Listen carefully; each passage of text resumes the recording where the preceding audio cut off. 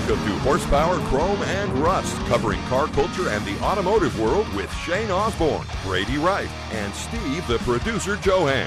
Let's see what's up this week.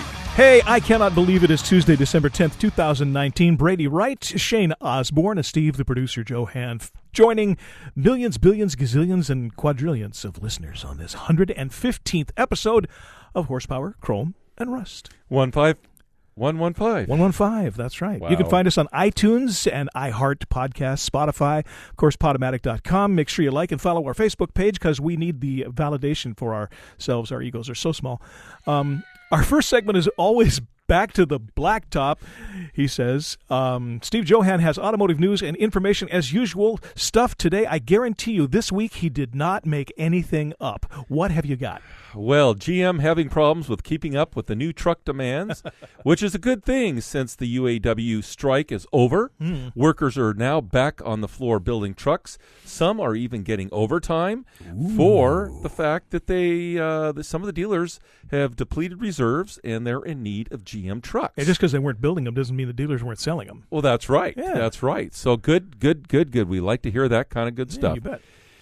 Now, the economy, by the way, is absolutely killing it. Yeah. The economy is screaming. It's just marvelous to see. Well, interestingly enough, speaking of GM, Yes. Hollywood's Walk of Fame will have a new star added to it soon, but this time it will be in the honor of the Chevrolet Suburban. Oh, man, I thought you were going to say the Aztec or the Avalanche. For a No, minute. the Okay. Chevrolet Suburban, Don't the hurt first me. car to ever get its own star. And well, we know what the history of the Suburban is, right?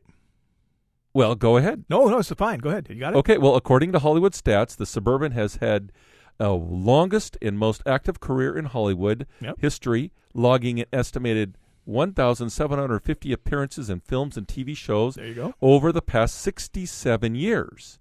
The Suburban began its cinematic career back in 1952, according to General Motors, and has gone on to appear in at least one TV series every year since 1956, as well as a minimum of one film annually since 1960.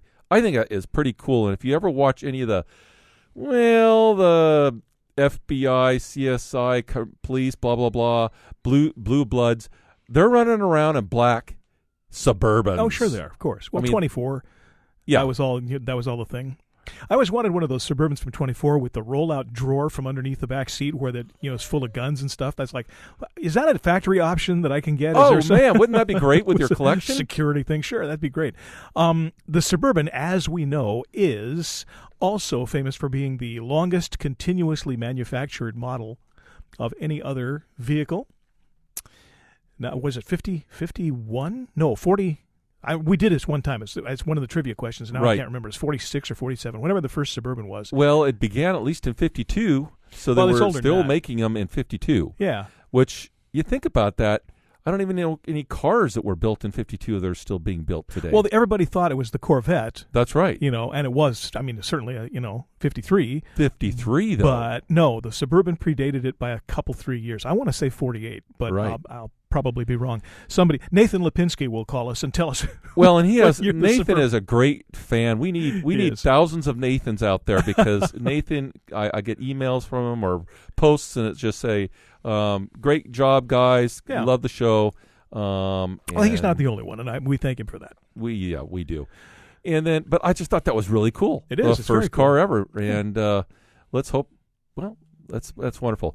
Good news, bad news. Global car sales are expected to fall by about 3.1 million in 2019, a bigger drop than in 2008. Fitch Ratings economics team said this week, citing data collected by the International Organization of Motor Vehicle Manufacturers. The slowdown in auto sales has contributed to a drag on global manufacturing. Sales have been steady here in the States as consumers feel positive about jobs, so they are willing to go into debt to purchase new ones. So the fact is they know that even if they lose a job, there's enough other jobs out there that they can keep that payment up. But on a worldwide scale, sales are down. A lot of that has to do with China. I know China's been down every month for the last, 6, 8, 9 months? Yeah. At least a year. But good news for us here in the United States. And then, More on the battery front as General Motors is teaming up with supplier LG, yes, those guys, Chem, to form a new joint venture that will see them invest up to $2.3 billion, that's $2.3 billion, to produce batteries for GM's planned wave of battery electric vehicles coming by 2023. So here we go again. Everybody's investing into electronics, into electrical cars, battery. Well, it's the new, speculation. It's really a speculation. But, I mean, good for them. Why not? But, lately the Facebook has been just completely crammed with memes all about the Tesla truck, and now they got the Tesla fifth wheel and the Tesla motorcycle and the Tesla. I mean, it's pretty hilarious because they're just, whatever you can fold up out of sheet aluminum. I know. Isn't that amazing? Well, I got to hand it to Elon Musk because he's created a lot of buzz, even though his debut sort of failed. Right. Because they threw a rock through the supposedly impregnable window. But, that's how you get money for doing more development and yes, you do. R&D. He is the P.T. Barnum of automotive. But speaking of Tesla... Yes. Well, instead of the usual distracted or drunk driver hitting a parked car, we get this. Out today, a Tesla in autopilot mode hit the back of a state police car in Connecticut Saturday. That's probably not a good idea. State police say troopers were stopped to deal with a disabled vehicle in the center lane when the Tesla crashed into the cruiser. They say the Tesla hit the disabled vehicle next and then kept going for several hundred feet before it was stopped. Oh, it was moving. According to troopers, the driver of the Tesla said he had his vehicle on autopilot and was checking on his dog in the back seat before the collision. Of course he was. Now, I could just see well, I won't say that. This is why I am not a fan. I mean, I like the technology, but I'm not a fan of this whole autopilot thing, even though, in all fairness, I drove one of the Cadillac, Super Cruise. It's a beautiful piece of work, but there's just so many potentials for misuse. I'm going to just put this thing on go, and then I'm going to check my Facebook or whatever it is you do, Well, and we have enough problems with distracted drivers, with texting, with drunkenness. Now we're going to have autopilot on top of that. Well, I thought the idea is when you were distracted, the autopilot takes over and prevents you from hitting something. And here we find out that it doesn't. And they've had other issues with other vehicles running on autopilot where they've had wrecks and people have died and pedestrians getting hit. AAA has a report on that. Says, we're not for the autopilot because our tests are showing that pedestrians get hit. A lot of R&D still out there to be done. Yes, there is. Well, effectively, immediately, 3-time NASCAR Cup Series champion and NASCAR Hall of Fame inductee Tony Stewart has officially acquired the Indiana-based UMRA King of the TQ Midget Racing Series and rebranded it to the All-Star Circuit of Champions TQ Midgets. So if Shane was in here, he would tell us all about this because he's a big short track racer fan and all that. So he's built a couple of midgets too. Yes, he has. Yeah, the 3/4. That's a fun series because they're big enough to be cars, but small enough to be fun. And the criteria for safety and everything are the same, but they're just so much quicker. Yes. Response time is just fascinating. And they're not the size of a cart, which is smaller. Right. But these are definitely the 3/4 midgets, and they've been popular forever. I mean, they were big back in the 60s. So does it say in the story how he came to buy this? I mean, what was the motivation? Was he looking for another power base? Or what? But I think he's just he's well known in the industry, and I think he's just looking at an opportunity. Hey, just like the former racer, the guy Penske, doing the same thing with. I think these guys have been around, and they're going. We want to put an our background in what we know that drew us to it. We want to incorporate that, and we want to infuse that. And I think this is a great job because you got people that are racers. They understand it, and I think it's going to go well. So good luck to him. No kidding. Well, hey, thanks for tuning in. Coming up on the Windshield View, we are going to chat with a collector of, are you ready, Chandler automobiles. This is very cool. All of that and more is coming up on Horsepower, Chrome, and Rust. Hi, it's Jeff Conwell with the Monsters in Manson, giving a big shout out to everyone at Horsepower, Chrome, and Rust. My mind's out of gear, and my heart's in overdrive. I've everything to fear. I ain't never been more alive. Horsepower, Chrome, and Rust is back with the first half of the Windshield View. And this week we're talking with Roger Anderson, who collects, of all things, Chandler cars. So welcome to the show, Roger. It's fun being here. Yeah, Roger's saying that because he's been watching us in between when we're not on the air. We do goofy stuff and talk about things that have nothing whatever to do with this show. But I promise you, we are going to talk about your collection. I have to ask. I'm familiar with Chandler just because I know the mark, but how did you decide? I mean, how did you get started with Chandlers? It's kind of a non-traditional choice. I started with Chandler because my 1925 Chevrolet touring car had 26 horsepower and couldn't keep up with the bigger cars on the car club tours. Yeah. And so this Chandler came along and had about 45 horsepower. Oh, speed demon. Oh, yeah. And the price was right. In any decision, price probably is the number one thing you think about. Yeah, most of us aren't the money is no object crowd. So, And yeah. other people in the club looked at it before I did, and they were afraid of it because it needed a few things, and nobody heard of a Chandler, and Yeah. were kind of afraid to tackle it.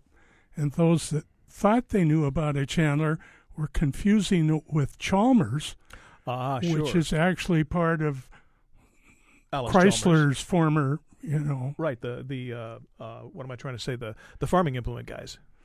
I have an Alice Chalmers grill shell that was in my garage for a long time, which I actually is now hanging on the wall up at E Company Customs as wall art. But so give us a Roger, little. what year was this? Well, I was going to say, give us a little background on the Chandlers. In the first place. So my first Chandler was acquired in 1962. I needed parts, including the front wheels. There was somebody else in the area that had a 1920 Chandler sedan that had an extra 2 front wheels, but he didn't want to part with them, even though he didn't need them. A couple of years later, his auto parts business goes belly up. Mm-hmm. He needs to sell his sedan and the wheels. There you go. And like a vulture, I swoop in, and now I have 2 Chandlers Okay. and some parts. Now, what do you happen to know? I mean, we can look this up, and we'll certainly post some information about Chandlers on the website and the Facebook page when we put the story up. What years did Chandler operate? So Chandler organized late in 1912. In 13, they came out with their Model 14. They always promoted their car model as something a little bit newer than the year it was put together. And so from there on up through the fall of 1928, they built cars, Chandler cars, and in the fall of 28, they sold the company to Automotive. Okay. Automotive kept building Chandlers for about another 6 months and then discontinued them. Interesting. So do you have a figure for how many cars they may have made in total? It's Ballpark? kind of guesstimated they made 300,000 during a 16-year period. Okay. Wow. I wonder how many of those are still around. I mean, that's a goodly number, That's a goodly number. I guesstimate 200 maybe. Yeah. Now, and so where was the company located? So the company was located in Cleveland, Ohio. Ah. And it was started by executives that jumped from the Lozier Automobile Company Okay. and formed their own company and named it after Chandler. Back in those years, there were a lot of companies. I don't want to call them Me Too's because that's not really fair. But there were smaller companies, more kind of boutique manufacturers who made a few cars or a few 100,000 cars, I guess, based around the vision or a financial group of a few people. And a lot of times, these guys were I don't want to say the Midwest, but back east is a little bit optimistic for where they were, but I would imagine that most of those vehicles that they sold over that time period were probably headquartered in the east and the south, perhaps. I don't know how many of them made it out to the West Coast, do you suppose? A lot of the small orphan car companies had kind of a regional market. Mm-hmm. Chandler's people who came from Lozier had connections globally. Ah, okay.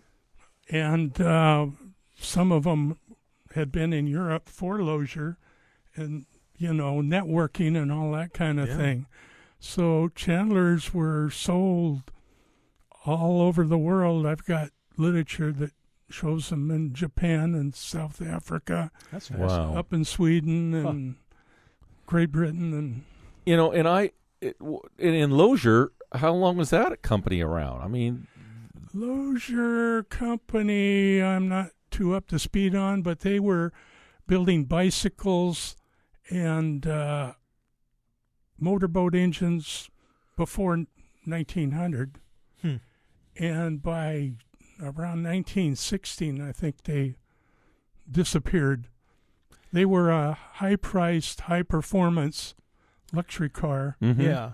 And a Lozier, stripped of its fenders and whatever, came in second place at the first Indy 500. Is that right? Wow. I wouldn't be surprised if I have seen a picture of it because I've been to the Indy Museum, the one that's at the track, and which is a fascinating place. But I couldn't swear to it because it's been long enough that I'm sure I don't remember. Tell me about the Chandler. Every car, every manufacturer has a certain kind of a marketing point, like its styling or its power or its versatility or something like that. What was the main selling point of the Chandler? What was its the Chandler people decided they wanted to cover the mid-priced range. Okay. So keep away from Overland and Ford and Chevy. Right. Don't go up there with Cadillac and Rolls or Pierce Arrow and those people. Sure. So they were kind of in the same area as Hudson and Buick. Okay. Terraplane. Page, Well, would have been before Terraplane Terraplane. came Later. decade later. Yeah. And they, after the Chandlers first came out, they came out with the Cleveland automobile. Okay, I've heard of the which Cleveland. was a little bit smaller. Yeah. Covered the lower part of the medium price range. Mm-hmm. And then in 1926, instead of running the two companies separate by the same major stockholders, they just went ahead and merged into one corporate structure. Now these, I'm assuming, just given the time frame, that these things started out as open cars. Were they all open cars, or would they have some closed body sedans and stuff too? They offered enclosed bodies as well as open. Nice. When they first started, there was a roadster, touring car, a sedan, and a coupe. Oh. In about 1919, open cars were about 90% of the market. Mm-hmm. Yeah. By 1929, it was totally reversed. Right. Right. And along the way, Chandler increased the different body styles they offered, and it could have been something that made them struggle because they were sort of competing with themselves. Well, That's what always a possible conflict. We're going to continue with this. I know there's a ton of stuff that I got to ask you about these things. and but, he's got a cool book here, actually, all right. about it. Well, we'll definitely delve into that. So stick back on the other side. We're gonna have more from Roger Anderson, and we're gonna have another story from the old Car Nut books, and I'm gonna personally find out what the styling cues for the Chandler car was. So stick with us. This is Horsepower, Chrome, and Rust.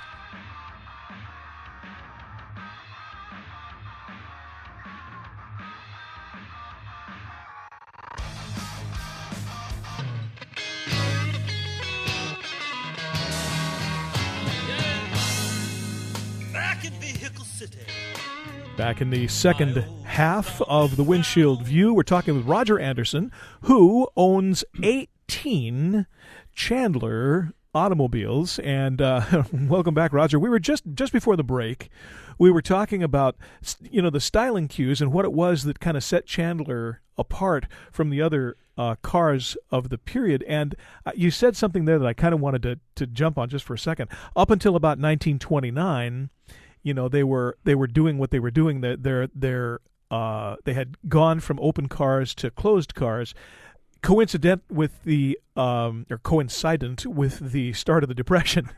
And I'm sure that right about that time, some changes happened at the Chandler factory, as it did with so many others.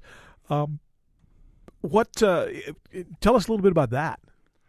So for styling and appearance, they were very similar to their peers. Yeah. In the front, the radiator shape was very similar and copied from Lozier, okay. where it flared out towards the bottom.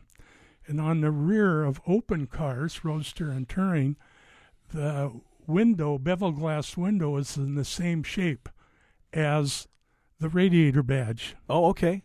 So it's kind of a Lexus look. So it early looked on. like the shape looked like a dog biscuit. Yeah. Okay. All right.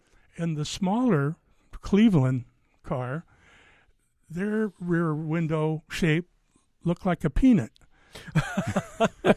So like you could tell from the rear, sure, up until about 1925, either way, sure, what was coming. So if we were going to talk to you about your collection, amongst other things, what years do you have? I mean, you got 18, so don't go through all of them. But what's the earliest and the oldest? So the earliest one I have is a 1916 7-passenger touring car, and I have several 1929 Chandlers. No.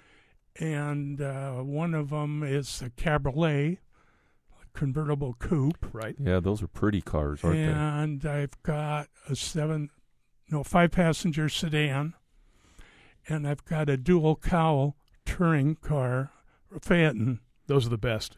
And that body style was usually found in a luxury car. Yeah, the Auburns and the Duceys and stuff. That's where that kind of. And a few mid-range car companies, Hudson, Page, offered one. But the Chandler was only in their small 6 version. Interesting. And was around $1,000. That's a pretty good price for back then. Back then, but it's kind of low.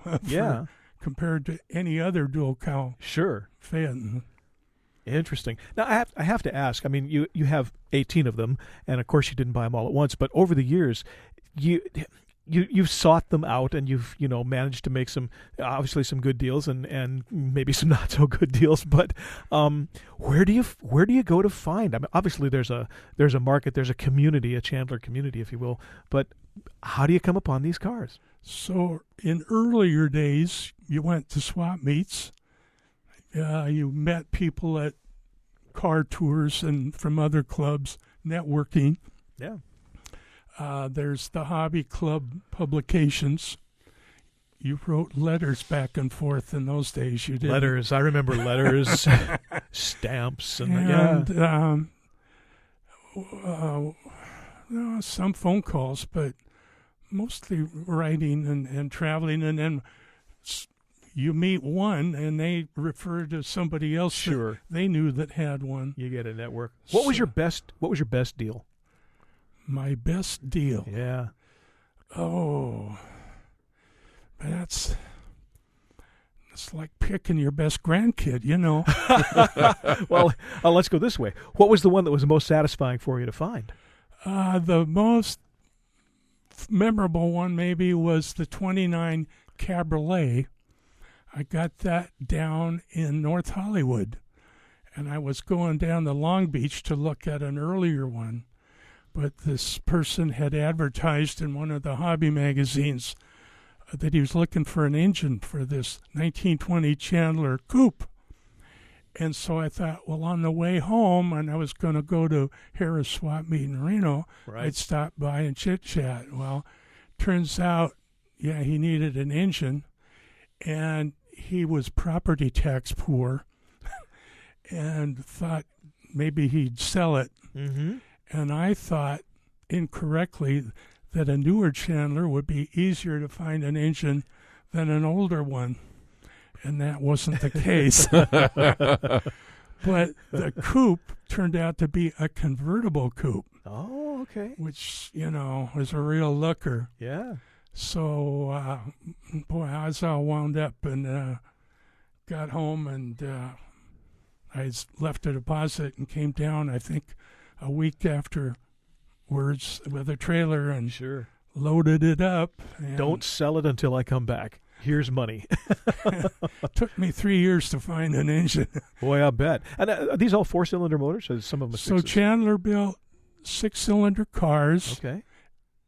And in addition, an 8-cylinder car in 27, 8, and 9. Wow, they're all straight eights. Straight eights. Yeah. Wow. And a big straight 8 in 27, 8, and 9, and came out with a smaller 8 in 1929 models. Nice. They must have been a goer then. It was a frisky car, that smaller 8. Yeah. Lighter weight. Very cool. So you were telling us off air, you have an interesting employee story, and for those who don't know, he spent 35 years at a local small little firm known as Kenworth, one of the golden nuggets of businesses here in the Northwest. Yeah. Made a couple of trucks up there, I hear. Yes. Yeah. So is that the story? You have a story there or some other? No, the story is about a Chandler employee. Oh, great.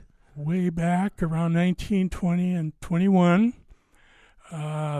Chandler was really, really busy. They were doing very, very well. And they were hiring for their night shift parts department. And there were 4 young guys there that got together who realized they wanted to get into show business and whatever, and formed this little quartet. And when the boss wasn't around at night, they'd go into his office and rehearse their numbers and record it on the dictograph machine. Ah, perfect. Wow. Where there's a will, there's a way. So one night they went in and did their thing and left, but forgot to break the record of the dictograph machine. The day boss comes on, turns the machine on, and he hears his quartet he didn't realize he had. So Bob Hope had to seek employment elsewhere. Wow. Poor Bob. Poor Leslie. Yes. But That's don't feel great. sorry for him. He did okay. Did he end up? Yeah, he did well. Ended up making out all right. Every time you talk about Chandlers, and of course you mentioned Bob Hope, I cannot help but think about Jack Benny and his Maxwell, because it's another one of those cars that was a big thing for a while and then faded away, and it makes me kind of wonder.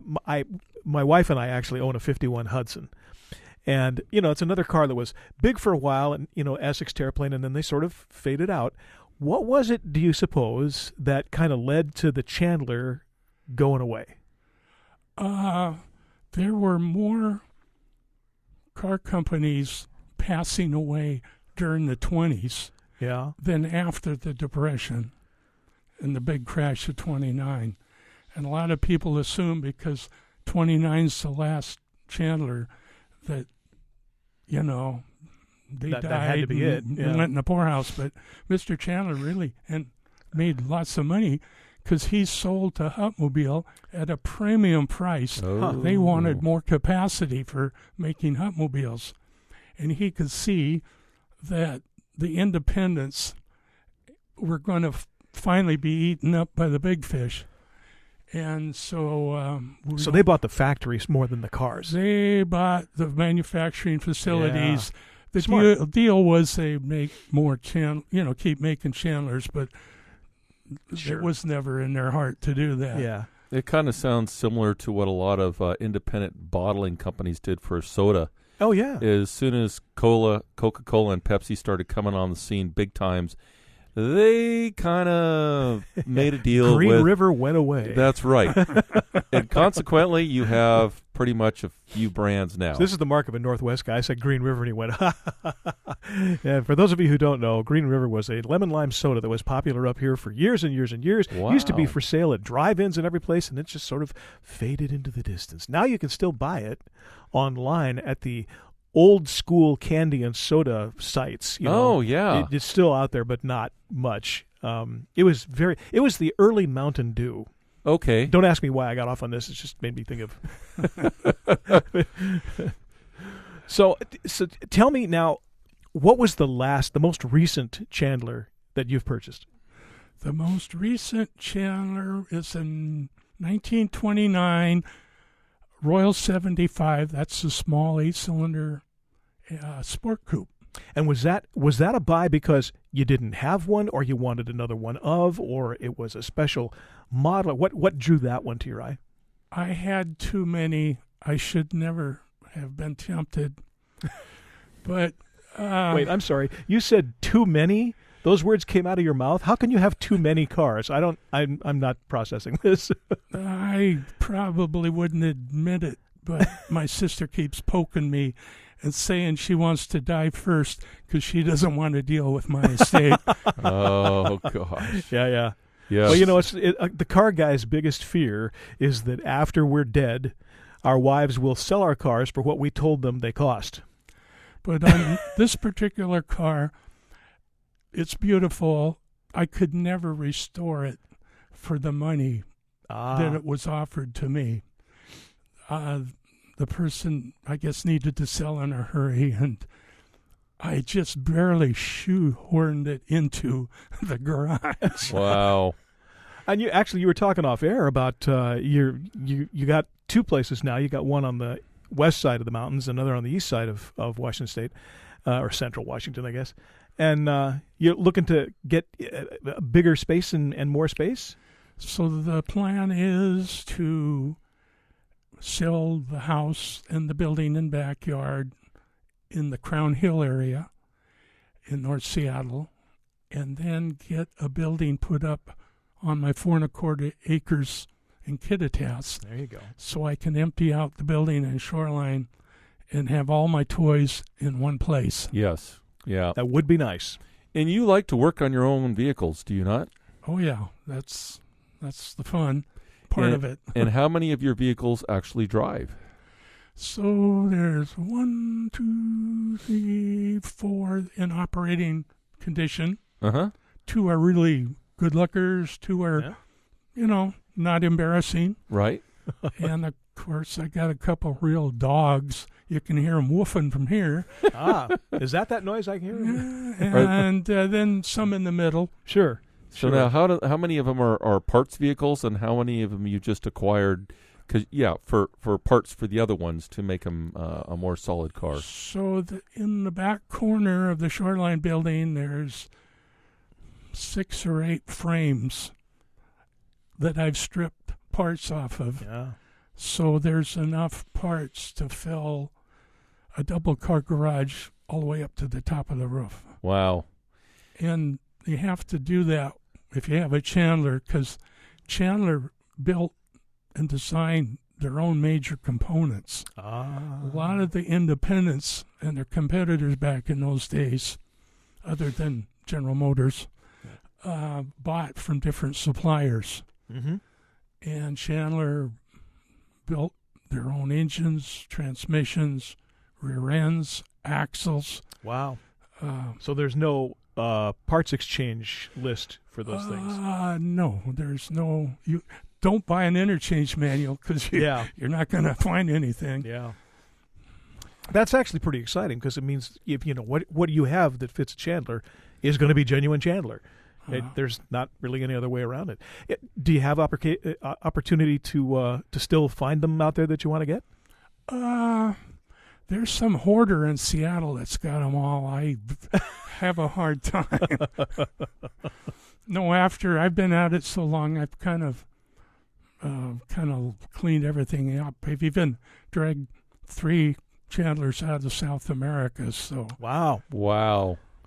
Well, you know what's interesting is you've got a great book. It's the Chandler Automobile, a history including the Cleveland and Chandler Cleveland marks. It's James H. Lackey, which you have kindly brought. We'll take a picture of it and put it up on the page.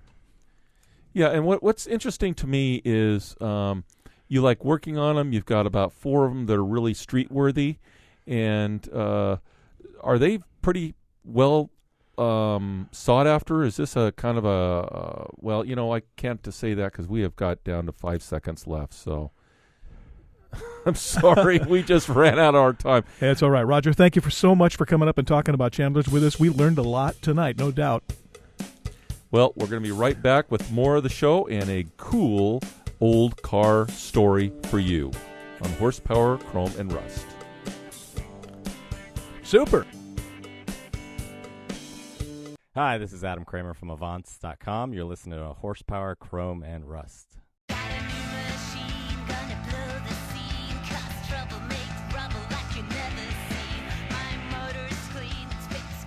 It's time for Cars Confidential.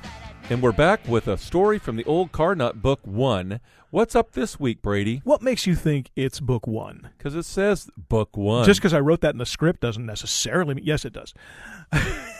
You've gotten on my case about not going by the script. Well, no, I didn't say you shouldn't. I just said you have to, but no. We got a good one. This actually is from Book 1, and it is called Woodville Hill, a Test of Courage and Speed. Woodville. Gary like Hughes shared this one, and it goes like this. The road between Butte and Helena, Montana, is now Interstate 15, but in the 60s, it was simply a 2-lane highway known then as US 91. I've been on that. Yeah. Leaving the A&W Root Beer Drive-In and heading towards Helena on US 91, you encountered a hill known as Woodville Hill, climbed to the Continental Divide. It was straight. It was 14 miles long with a considerable elevation increase. Now, I've driven up that exact piece of road, and considerable is an understatement.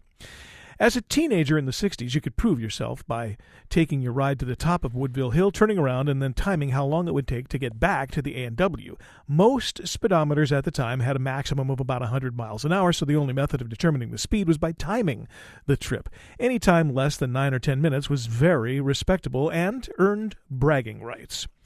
Bobby always had the fastest time. He was an older kid. No one could ever top his time. I didn't like or hang out with Bobby because he was crazy bad, a little arrogant, and usually in trouble with the cops. Later, the fool changed his name to Evil and gained some notoriety crashing motorcycles.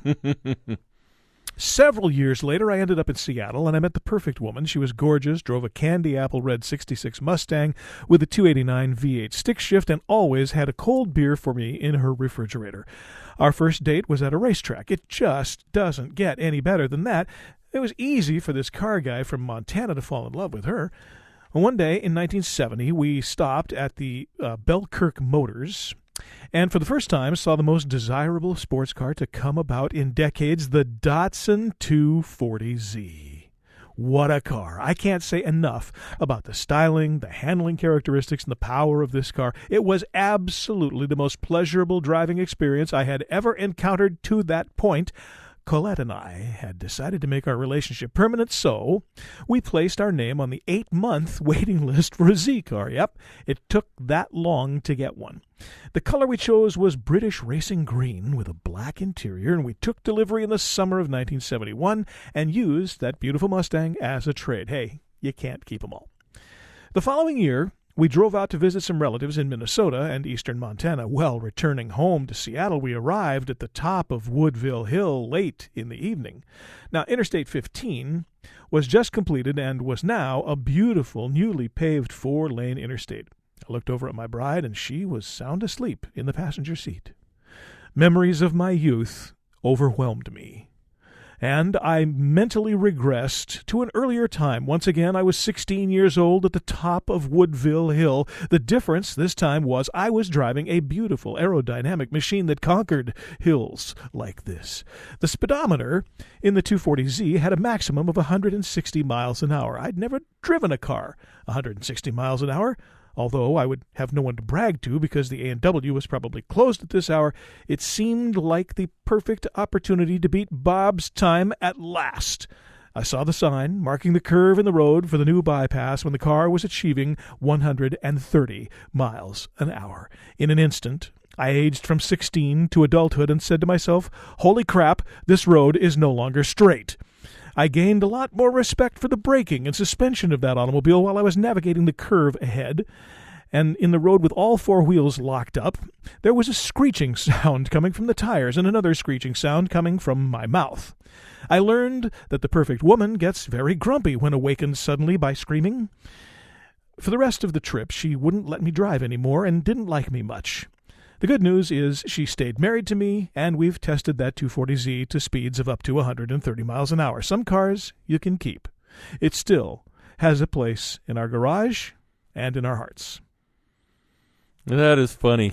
I had no idea up until that moment that I could scream like an 11-year-old girl, but apparently I could. And he was, and she wasn't. She just got really mad because. Can you imagine waking up from a sound sleep? Yes. Drifting sideways, a foot and a half off the ground. Jeez. That reminds me, my family and I, we were coming back from the eastern side of the mountains, and we were heading down I-90. And it had been raining. And there was a lot of cars as it gets pretty bogged up at the, at that time of the year. Oh, yeah. As you're coming back over on a Sunday. We were cruising along, and all of a sudden, like a shot out of the dark, comes this little car, little rice burner, screaming along on the left-hand side on the shoulder, passing all the cars. And I'm driving along, and the next thing you know, I'm going, that fool, what in the world? And all of a sudden the car goes right into the medium, spins around, and slams into the ground. It didn't flip. It just screeched, and by the right into the grass. Dug up a huge divot. And as soon as that, I was going right by it, and as soon as that thing had stopped, the passenger side door flew open, and this girl just jumps right out, and she's just like running away and screaming at the top of her lungs because she probably for the whole time was saying, "You idiot, don't do this," or words to that effect, or to this effect. Yes, and I will never forget it. And I just thought, dude, I ain't stopping. He didn't roll it, so that's a miracle right there. He was a miracle. But folks, don't try to pass on the shoulder just to get around somebody. Now there's a whole series of cool shows that are under the Live PD moniker. And there's several of them where they do car chases, PD chases, right. Police departments from all over the country. And they see, you show these guys, the body cams, the car cams, dashboard cams and stuff, catch these guys doing stuff like that. And it's kind of a nice show to watch because, first off, you get to see an hour and a half, 2 hours worth of people who are way dumber than you. Bonehead. It makes you feel like, well, I'm a genius compared to these guys. And I can actually drive a car without hitting something because apparently these guys cannot. It's fascinating stuff to watch. And you see guys passing on the shoulder, left and right. It's frightening. You don't realize how absolutely stupid that is until you see somebody doing it from the dashboard of a police car. Or I've seen they have the dash cam recordings on YouTube occasionally, and you just see people doing that. And crazy stuff. It is crazy, and but that's the beauty of being a human. You can be crazy or you can be smart. Or you can be alive. There's always that. Yes, there is. So Woodville Hill, A Test of Courage and Speed is, again, from the Old Car Nut Book 1. Thanks to David Dickinson and the compiler of the Old Car Nut Book series. Obviously, as we do pretty much every week when we're not reading one of Lance's stories, we thank David for doing that. You can get the Old Car Nut Book. And, Christmas is coming. It would be a really good thing to put under the tree. 1, 2, or 3, or all of them. TheOldCarNutBook.com. You can get them on Amazon. They would make a terrific gift for any car person, male or female. And by the way, a quick shout out to our friend of the show, Carly Brogren. Carly owns a marvelous 37 Lincoln Zephyr, which she is on the way back from Los Angeles right now on a train because she's left Amelia, the car, down there to be repainted by Jane Winfield. Now, what color is that car? It's kind of like a creamsicle. It's orange and cream.